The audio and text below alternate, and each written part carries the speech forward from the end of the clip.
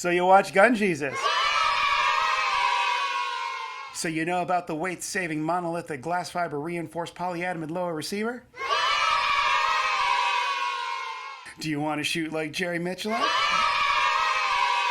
Do you want to combine the KP lower with the JM Pro trigger? But you can't. I'm just kidding. You can. But it just takes a little modification on your part. When you first get your JM Pro trigger and try to put it in your KP-15 lower, you're going to notice that one of these pins doesn't line up with the hole.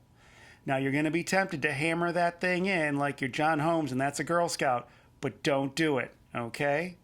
What you want to do is you're going to grind a little bit away. Now you're going to be tempted to grind stuff away on your lower. Don't do it. Bad. Naughty boy, okay? What you're going to want to do is you want to take the JM Pro trigger and file off a little bit on the front here. Don't worry.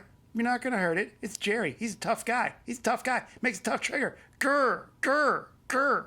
Anyway, as soon as you file that down, that pin will slide in place. Just like when I'm with your mom. Anyway, have a good day. Bye-bye.